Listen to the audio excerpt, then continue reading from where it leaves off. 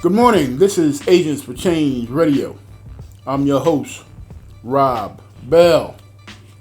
It's been brought to my attention that Philadelphia has been extended $156 million in anti-violence measure dollars and an additional $22 million in community expansion grant program dollars. If my math serves me correctly, that's $178 million. My question is, how is that money being utilized and where is that money going?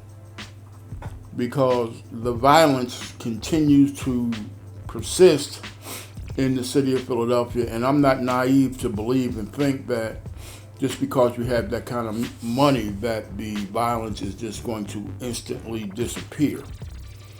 But there, to me, is no game plan regarding what's going to happen with that money, and there's been no news and press conference kind of detailing to the residents of the city of Philadelphia about how that money is planned to be spent.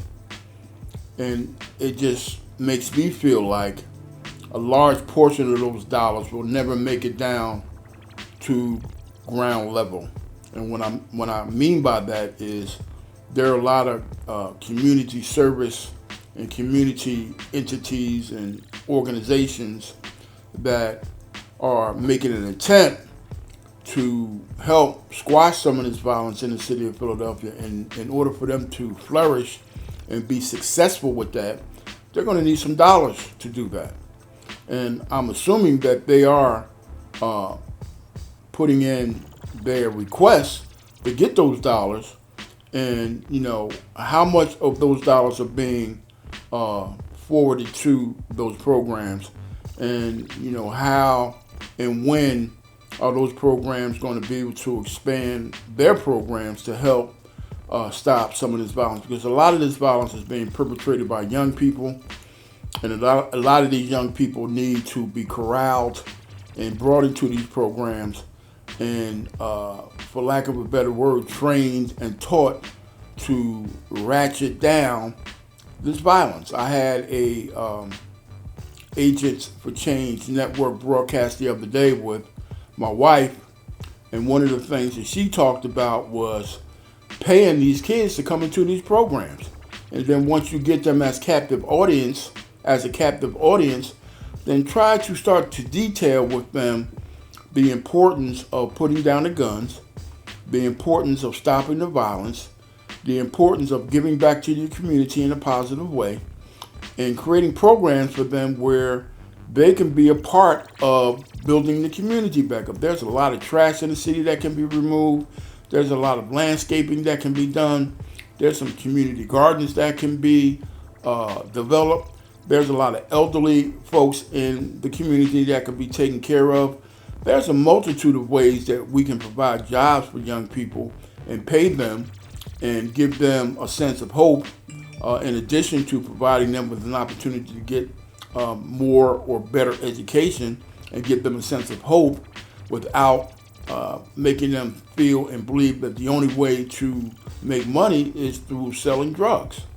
The only way to get a piece of happiness or some harmony in your life is to get on social network and do all the ridiculous things that we see on a daily basis. We have to, I guess for lack of a better word, again, I use the word corral our young people and make them understand that there's a better way to live life than the way that they're living. Because there's a lot of anger out there. There's a lot of hopelessness out there. There's a lot of I don't give a damn kind of attitude going on with people in the city. And we, as the people who are so-called level-minded and level-headed people, have to try to make those people understand that there's a better way to do this. The last report that I got, there is over 366 homicides as of August 19th, 2021 in the city of Philadelphia. All of last year we had 499. If we continue to go on the pace that we're going on right now, we're going to surpass that by leaps and bounds. And when you talk about a city that is as large as Philadelphia, when you talk about a city that has some of the best universities in the country, when you talk about a city that has, in terms of technology and innovation in the city, I can't understand why some of these brilliant people and brilliant minds are not coming to the table to take a look at this and try to come out or figure out ways to try to ratchet down some of this violence. Do people really, really not care about the violence that's occurring in Philadelphia? Are they kind of, is it kind of like the person that's sleeping on the ground when you're walking to work and you see him laying down there and you just simply step over that person and keep on going? Are they just simply stepping over this whole issue of violence because it's not something that's touching them or affecting their particular neighborhoods, and because of that, they don't feel like they have a stake in this whole thing? Well, as a resident of the city of Philadelphia and its surrounding suburbs, you certainly have a stake in the quality of life of the city that you work in and live in, especially the city that you work in. Even if you don't live in the city of Philadelphia, but you work in the city of Philadelphia, the tax dollars from the residents in the city, and in a lot of cases, pay your salary. The money that your personal or private business generates through working or doing business in the city of Philadelphia pays your salary. So you do have a stake in what is happening in the city. And at some time, even if you don't live in the city, you have to come through the city. You may even dine in the city. You may even entertain yourself in the city. A lot of you folks are Phillies, Eagles, Flyers, and 76er fans. So you do come down to South Philly and frequent those sports complexes. And so you have to come through the city to be able to do that. And so I'm kind of puzzled as to why nobody is really looking at this and taking this as a serious matter. Everybody wants to kind of drop this on the doorstep of the Philadelphia Police Department and Danielle Outlaw. And although a lot of it is her responsibility and the responsibility of law enforcement in Philadelphia to try to come up with some better ideas and solutions as to how we can ratchet down some of this crime, it's not all on her. They want to do the same thing with Mayor Kennedy. They want to do the same thing with the district attorney. It's not all on them. It's going to have to take a collective effort in conjunction with our law enforcement agencies and our city government in order for us to stop this. The other question is, where are the parents? A lot of these young kids, 13, 14, and 15 years old, who have handguns and are carrying assault rifles and automatic weapons, they have to go somewhere at night to go to sleep, and they have to go home. I know they're going home. And as a parent, you mean to tell me you don't know what's in your house? You can't tell me that you don't know what your 14-year-old is doing in his or her room. You don't know that your 14 or your 15-year-old is manufacturing drugs in your house or carrying automatic weapons throughout your house and hiding them in your room. What kind of parent are you? You're supposed to be the captain of your ship. You're supposed to be running that. There's no way in hell that as a parent you should be allowing your children to bring handguns and drugs in your house without you knowing about it. And if you do know about it, are you participating in it? Are you being a part of it? And if that's the case, that's a sad commentary, because you are not trying to be a solution. You're just being a part of the problem.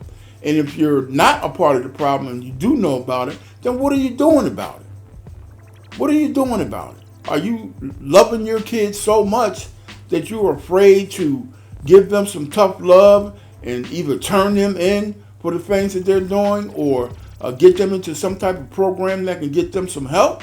Are you loving them that much Well, if you are, I don't call that love. I call that stupidity. You need to, you need to get better with that. And then the other thing is, where is the protest about all of the violence that's going on in the city of Philadelphia? And back last summer when we were having these issues with white police officers killing black men, there was a ton of protest about that. People were outraged when we had police officers coming through the neighborhood, and particularly in West Philadelphia, and dumping tear gas all in the street.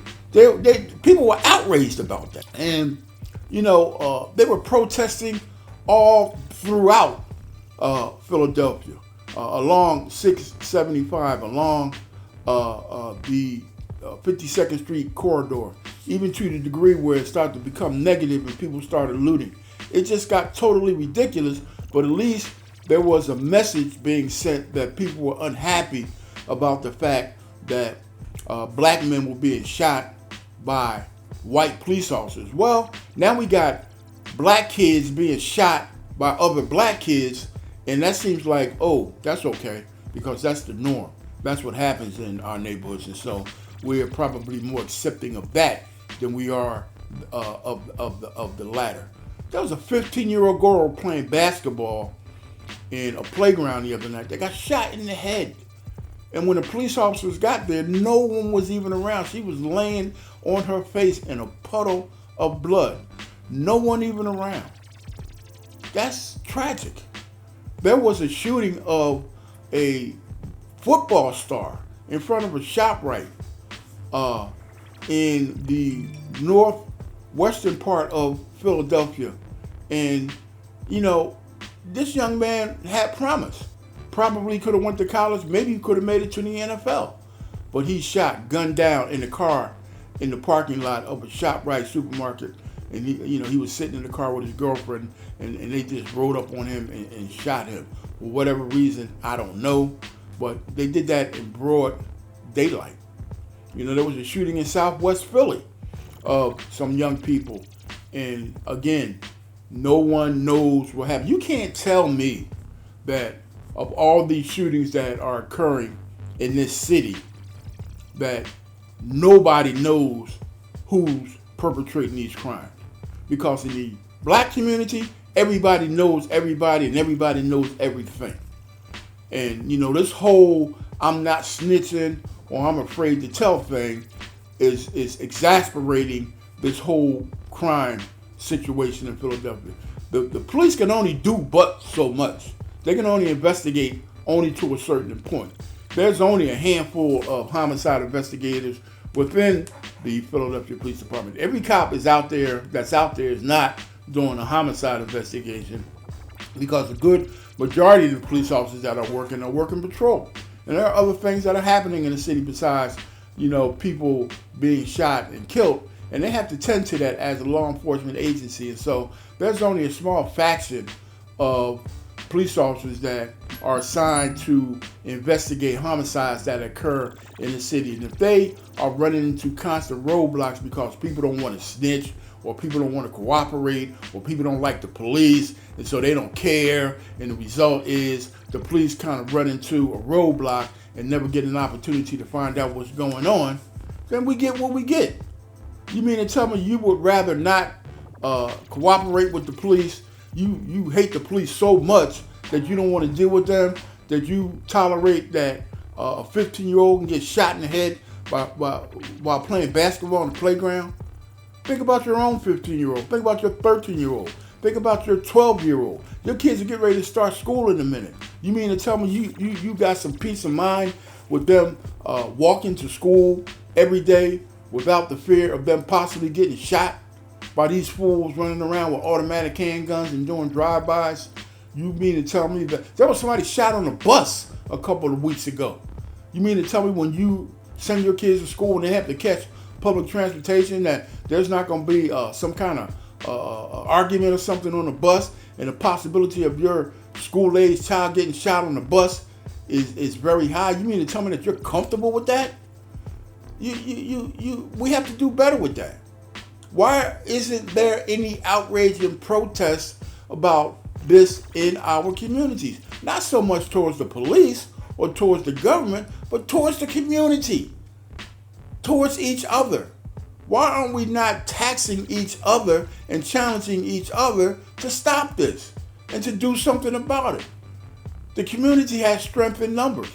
The community has what it takes to stop this.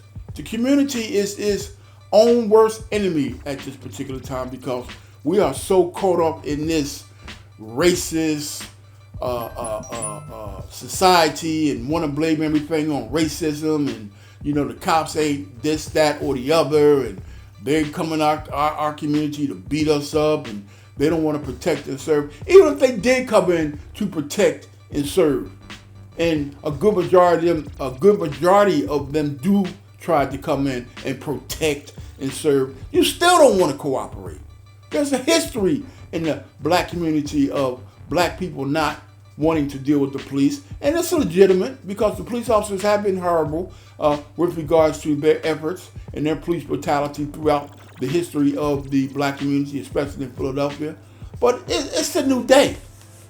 Somebody put a post on Facebook and said, stop crying about the things that happened to you when you were a child, or what your parents did to you when you were small, or the relationships that you were involved in and how you got dogged out, or situations that have occurred in your earlier years and how it's starting to affect you right now. Stop crying about that. Take what's happening right now at the point that you are in your life, move forward, and try to come up with some solutions as to how you can get better with your life.